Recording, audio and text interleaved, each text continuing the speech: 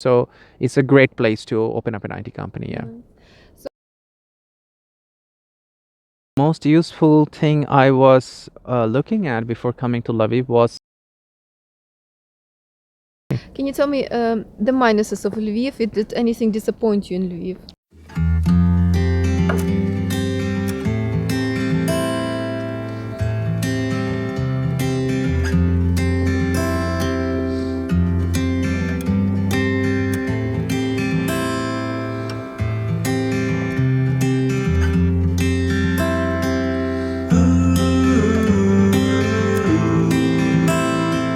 I am very excited to present to you Du.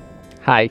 Today we will discuss his experience of coming to Ukraine, why he came, what countries he has seen before, and what is he doing here.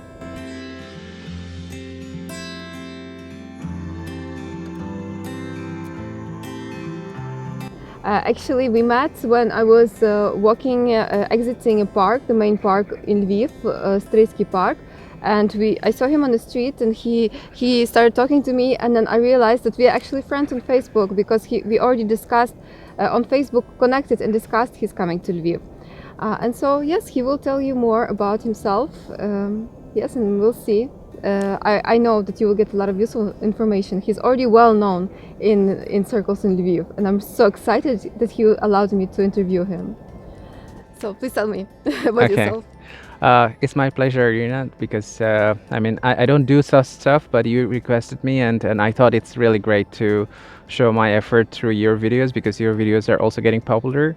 And yes, I met Irina in Streetsky Park. Probably it was a poetry event somewhere, and you came from Odessa directly.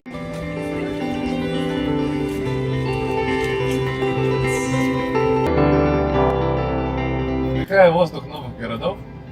Ведь замечательные люди умеют замечать детали. От этого они так любят. And it was you were attending the poetry event, and it was really cool, and I didn't think that I will see you like that, but then I thought, oh, this face looks familiar, like yeah, so it's like, oh, that's Irina. Okay, so yeah, so I'm in Lviv, and I always wanted to live in a city like Lviv for, I don't know, since my childhood, and so finally I'm here after 30 years of my life. So yeah, it's living in an old town in Central Europe was always my dream. Yeah, so a lot of people ask me what brings you here. I mean, I was living a very, not very, but quite comfortable and stable life where I was before, stable job, but I needed something meaningful in my life. Maybe it's not so stable like what I had before, but this meaning is much more affecting in my personality and my growth of life than what I had before. So moving to Lviv was a big deal for me, and still not. I'm not sure how long I can live here, but as long I have been here, it's been just everything has been like part of a fairy tale, like I was living a live fairy tale, I would say. Really? Yeah, exactly. I mean, all the simple things that I do here, like even waiting for trams, seeing all the birds flying around the castles, and listening all the sound of opening windows, closing windows of the houses, the designs of beside the windows, the gates, the coffee shops, the people who were sitting on the coffee shop and looking outside the window, waiting for someone or waiting for something in their life. And every small details in Lviv is so picturesque, so cinematic, and it's really a fairy tale for me, even it's simple. That's Yeah. a very romantic way of viewing. Well, I am a life. romantic person, so yeah, it's romantic way. That's why I chose Lviv, because I know that I wanted to be in an atmosphere where everything is romantic. So yeah, I mean, I chose it with my purpose. I came for the city itself. Yeah. How did you find out about Lviv? So I'm a man of research. So I always research on something that I like, and I take a lot of time to research, not just research today and decide tomorrow. So I take years to come on a decisions. So I was looking for a place to move in Central Europe, and I had some cities in my mind, like Plovdiv in Bulgaria, in Brasov in Romania, Krakow in Poland, in Kotor in Montenegro, even Georgia and Tbilisi. Tbilisi in Georgia, and Lviv was one of the destination among this, and I thought like, so I was looking for history, cost of living, visa policies, people who live there, how beautiful the language is, food, and comparing all this thing, I found that for me, Lviv is really meaningful. Then I watched some videos. I'm talking about 2017, probably 2018. No, it was 2017 when I first got to know Lviv. Then I saw some pictures of Lviv and saw some videos. At the first very moment when I saw the video of Lviv, I knew that I have something to do with this city. Yet I don't know what I have to do, but I had something to do with it. And that was the beginning. And then I came here in 2019 as a tourist just to check. And I stayed here a month here. And when I went back, I was so sad for 2 months. The depression took me over. Like when can I be back in Lviv? I'm back finally, and I'm so happy that I did everything what I had to do to move here, and finally I'm here. Yeah, I just wanted to show that how deep every moment is, and you go through it, and yet you never see it, and you look for bigger things, but yet the bigger things is around you. Yeah. So, and I'm a person who don't really run so much for materialistic stuff. I mean, I support people who are doing this, but I'm not a person like that. So I'm very much happy with the beauty around me, with the things around me. I need things to live in life, of course, but I am not running for it. I don't like to run for it. So I appreciate every single thing. Like right now we are sitting in this park, and there is snow behind us, and there is sun above us, and this place is like there is nobody. It's like we own this park. Isn't it just so priceless? Like in a lot of country you go, and even you pay like $1 million, you can't get a park to yourself. Isn't it priceless? So that's thing that was the main theme of my book. Yeah. Can you tell me what resources did you use to plan your trip to Lviv? Most useful thing I was looking at before coming to Lviv was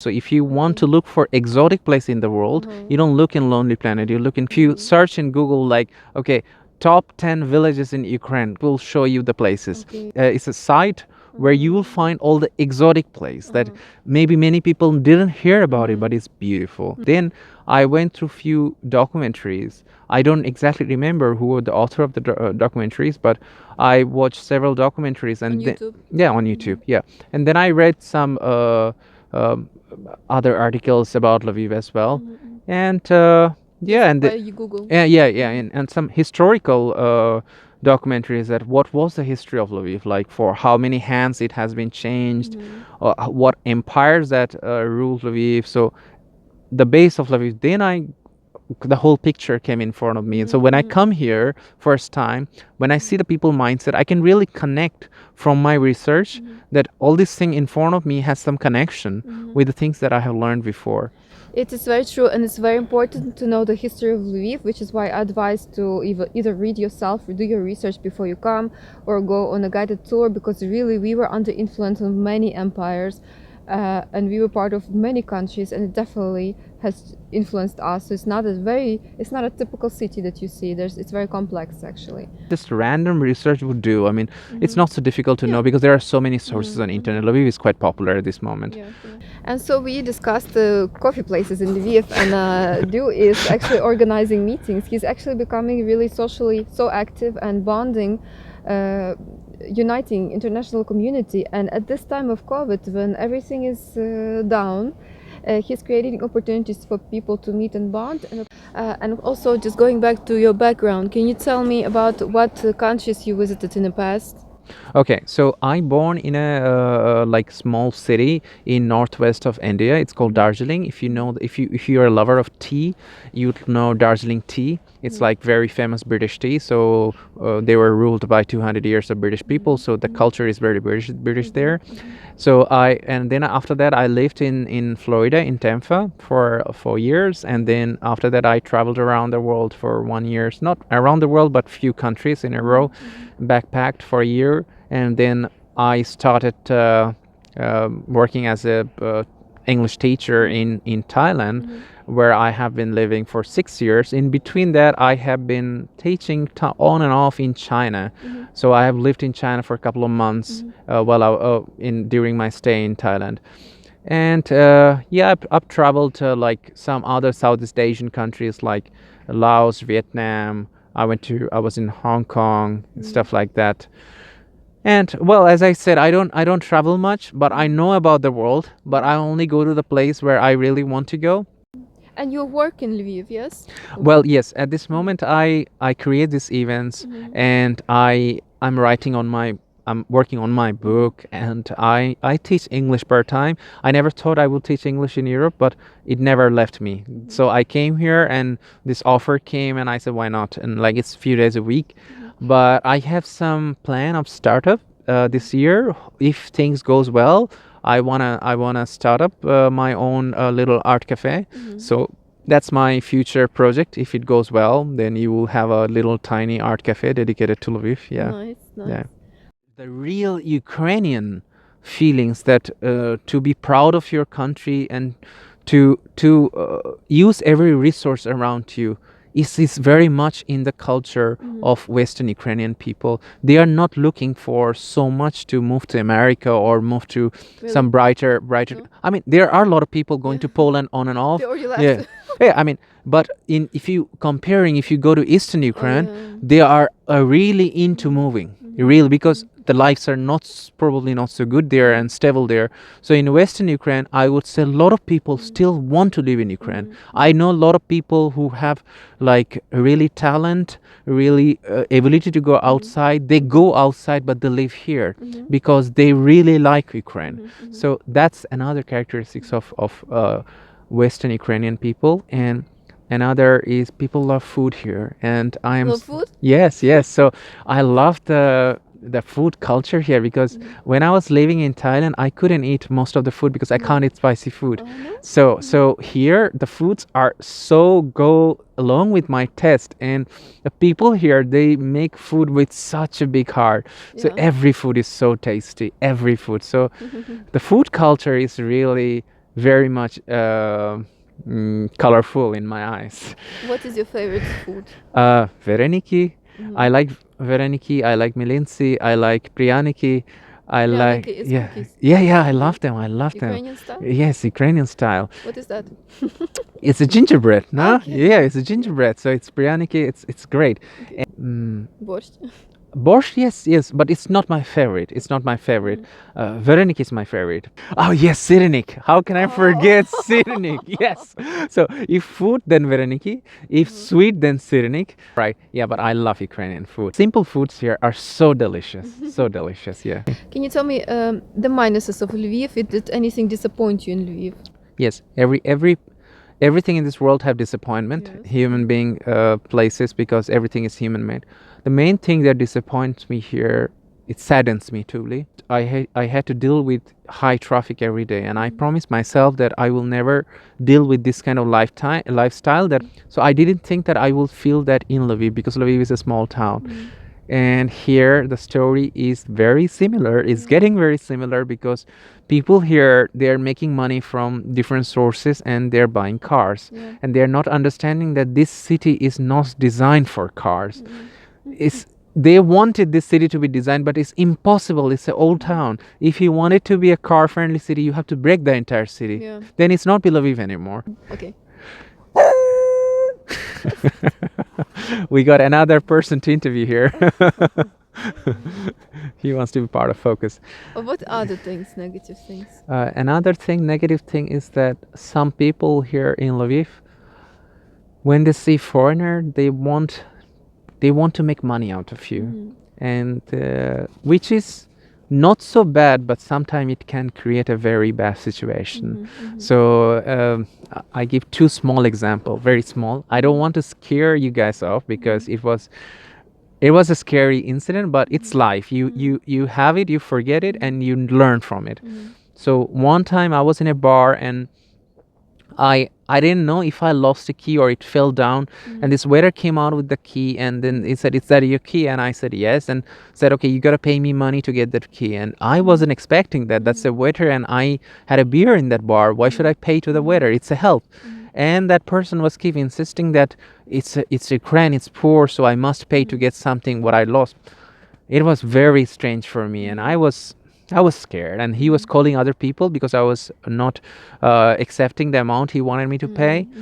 That was an incident that really made me scared. Another incident made me scared is that last month I came back from work and I saw that my door was unlocked, and I went inside the room and I saw that my things were upside down, so somebody broke in and they tried to rob me.